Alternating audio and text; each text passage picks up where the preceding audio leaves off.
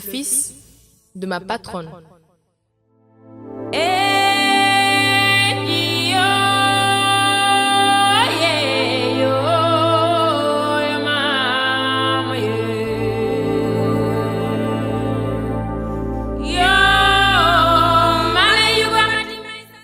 Voici mon histoire. Un an plus tard, oui, j'avais décidé de partir, mais pas toute seule. Il fallait que je parte avec l'enfant, celui qui m'a toujours aimé comme sa mère. Je n'avais pas le choix que de le kidnapper et aller loin d'ici avec lui. Ce qui n'est pas une chose facile. Pour voyager avec un enfant, il faut avoir la signature de la maman. Alors, j'ai décidé de fouiller dans ses papiers et de m'entraîner à imiter sa signature. Ce n'était pas une chose facile, mais si je voulais partir, il fallait que je fasse tout mon possible. 2 semaines plus tard, je devais aller à la police et ils m'ont remis des papiers que la mère devait signer. Ils m'ont expliqué comment cela se passe et je suis retournée à la maison. J'avais le papier devant moi. J'ai signé le papier avec la signature de ma patronne et j'ai commencé à avoir des frissons. J'avais enfin le papier qui me permettrait de voyager avec l'enfant, avec mon fils. En me réveillant, j'ai pensé directement à cette histoire de kidnapping. J'ai eu la chair de poule. Il y a eu des doutes dans ma tête. Je le fais ou je le fais pas? Et là, je regarde mon horloge. J'étais grave en retard. Ma patronne allait me tuer. J'étais foutue. Je viens, j'ouvre la porte et j'entends l'enfant pleurer. Et la patronne m'attrape par les cheveux et me jette sur le canapé et me dit « T'es folle, espèce de conne. À cause de toi, je suis en retard. Boniche va. Dépêche-toi de faire taire l'enfant. » Et moi, j'ai là en pleurs. « Oui, madame. » Et puis, elle s'en alla en claquant la porte. J'avais jamais vu la patronne comme ça. J'ai eu tellement peur et j'ai tout de suite pensé à mon histoire de kidnapping. J'avais plus aucun doute. Il fallait qu'on parte et le plus tôt possible.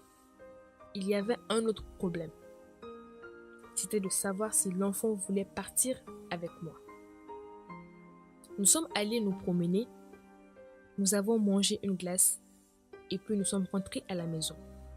Il m'avait dit qu'il voulait voir les dessins animés. Je lui ai dit d'accord. On était côte à côte. Je stressais un peu. Il fallait que je lui dise. On dirait que je voulais draguer un beau mec que je venais de rencontrer. Et puis, je me lance. Dis-moi petit cœur, ça te dit qu'on parte loin d'ici pour quelque temps? Il m'a même pas répondu. Il était tellement concentré sur la télé. Et puis là, j'ai éteint la télé et je me repose la question. Ça te dit qu'on parte loin d'ici pour quelque temps? Et il me répond. Maman, elle pense quoi? Je lui dis. Pas la peine de demander l'autorisation à maman. C'est toi et moi. Il me dit. Moi, je veux partir avec maman et toi. J'étais bouleversée par sa réponse. Je ne savais plus quoi dire. Et puis, il a pris la télécommande et rallumé la télé. Je me disais comment ça se fait que sa mère le tape tout le temps, mais qu'il refuse de la quitter. C'est fou, l'amour d'un enfant pour sa maman. Il fallait que je coupe à tout prix ce cordon. Ma patronne rentre quelques heures plus tard et commence à crier. Elle est trop nerveuse ces temps-ci.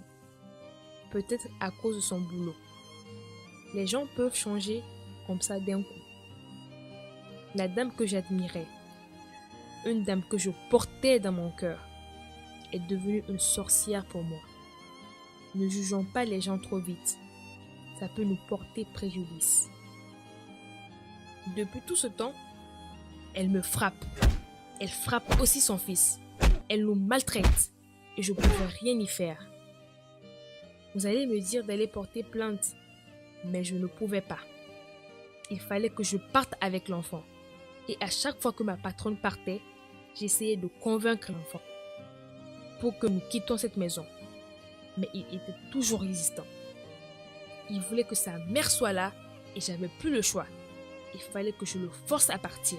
J'en pouvais plus des tortures, des pleurs, des menaces.